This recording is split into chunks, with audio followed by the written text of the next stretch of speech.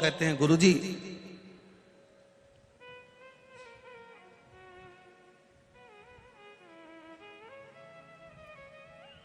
दो पौधे, एक शमी का एक बेलपत्र का,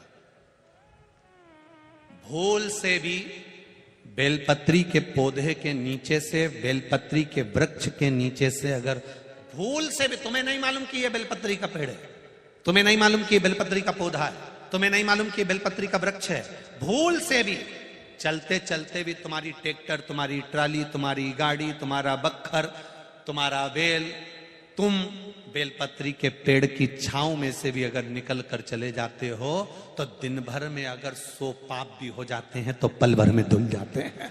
एक बेलपत्री के वृक्ष के नीचे से, एक बेलपत्री के वृक्ष की छांव से, एक बेलपत्री के वृक्ष की मात्र टहनी की छैया से हमारे कोटि कोटि पाप समाप्त हो जाते हैं।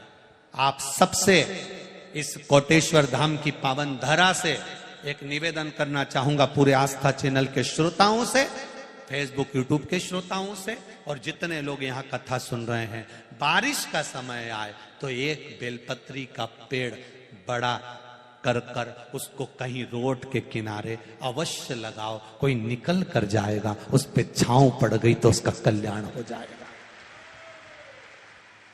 वृक्षारोपण में बेलपत्री का वृक्ष अवश्य लगाइए। 2 वृक्ष की छांव और 2 वृक्ष का दर्शन हमारे जीवन को सुख दे जाता है। एक बेलपत्री, दूसरा शमी का पौधा। शमी का वृक्ष तुम्हारे घर में बड़ा मत लगाओ, पर शमी का पौधा जब तक तुम्हारे इस हाथ की आकृति का रहे, उसमें से तुम पत्ती तोड़ो मत तोड़ो, उसमें से कुछ तोड़कर तुम शिव जी को चढ़ाओ मत चढ़ाओ, भले तुम बाहर जाकर टूटा हुआ लेकर आ जाओ, पर घर के बाहर, घर के कमरे में नहीं, हॉल में नहीं, घर के अंदर नहीं।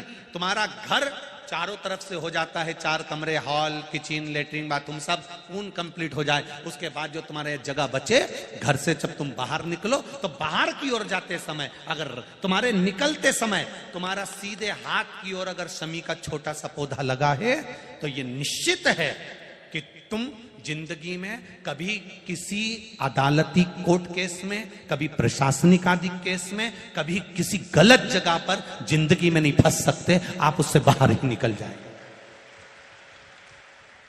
एक शमी का छोटा सा पौधा भी, उसका स्पर्श, उसका दर्शन, उसमें चढ़ाया गया 1 लोटा जल। शमी 3 देवताओं को सबसे ज्यादा प्रिय है। पहला देव अधिदेव महादेव, दूसरा शनि महाराज, तीसरा श्री गणेश जी महाराज। श्री गणेश जी महाराज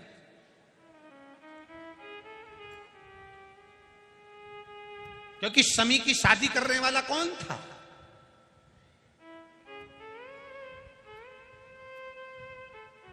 कौन इनको विवाह करे? अभी आगे आप कथा में सुनेंगे, शमी और मंदार की कथा जब आएगी, शमी और आकड़े के फूल की, सफेद फूल, नीला फूल, गुलाबी फूल आकड़े का जो होता है, मंदार का होता है, उसका वर्णन जब आएगा आप उसमें श्रवण करेंगे। एक शमी का पौधा, तुम घर से बाहर निकल रहे, हाँ ये जरूर है कि जो फ्लैट में रहने वाले हैं वो इस पौधे को नहीं लगा पाएंगे,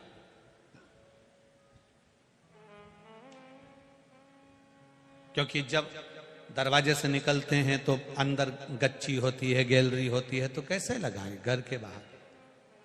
हाँ, आप डायरेक्ट निकल रहे हैं और आपका पौधा घर के बाहर लगा हो तो बात दूसरी, छोटा सा गमले में, ज्यादा बड़ा नहीं, छोटा सा। ज्यादा बड़ा हो जाए तो उसको कहीं और लगवा दो, छोटा।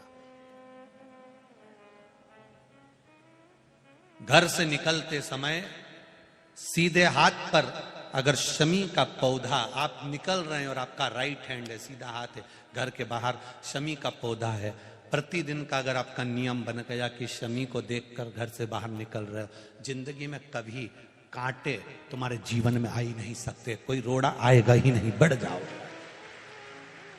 यही रह गया।